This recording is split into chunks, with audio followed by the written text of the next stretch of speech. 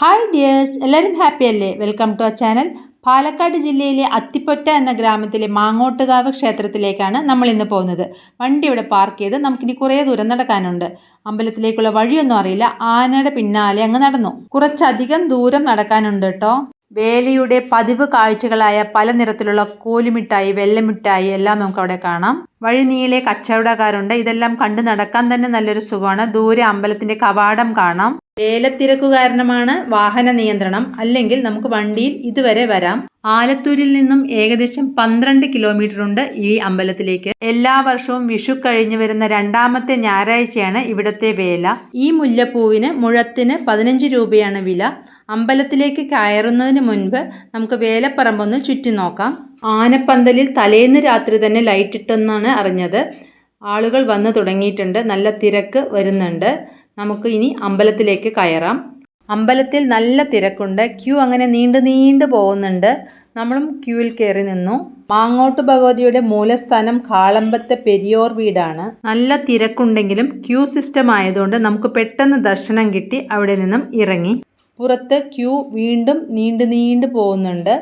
നമ്മൾ അവിടെ നിന്നും അർച്ചന പ്രസാദവും വാങ്ങി നടന്നു. ഈ ക്ഷേത്രത്തിലെ പ്രതിഷ്ഠ മാങ്ങോട്ട് ഭഗവതി അഥവാ ഭദ്രകാളിയാണ്. ക്ഷേത്രത്തിന് പുറത്തായി ദേവിയുടെ പരിചാരകനായ മൂക്കൻ ചാത്തിനെയും പ്രതിഷ്ഠിച്ചിരിക്കുന്നു. മൂക്കൻ ചാത്തിനെ കാണാനുള്ള തിരക്കാണ് നിങ്ങളീ കാണുന്നത്. ഇവിടെ ആനച്ചമയങ്ങളും കൊടിമരവും എല്ലാം കാണാം.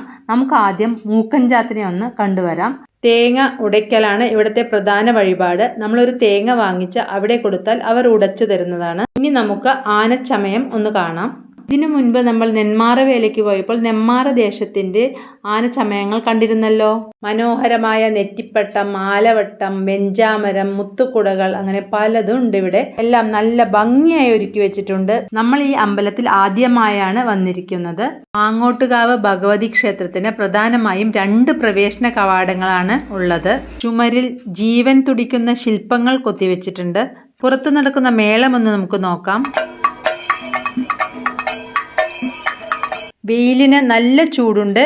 ദേ ഒരു കുരുന്ന് മൈലാഞ്ചിട്ടിരിക്കുന്നത് കണ്ടോ? ചേട്ടന്മാർ വെടിവഴിപാടിനുള്ള ഏർപ്പാടുകൾ നടത്തി കഴിഞ്ഞു.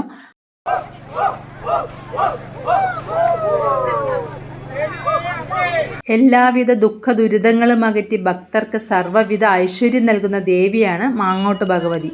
ചൊവ്വ, വെള്ളി, ഞായർ ദിവസമാണ് ഇവിടുത്തെ പ്രധാനം. ഉപ്പിലിട്ട ഈ വെജിറ്റബിൾസ് കാണുമ്പോൾ ആർക്കാ വായിൽ വെള്ളം വരാത്തത്?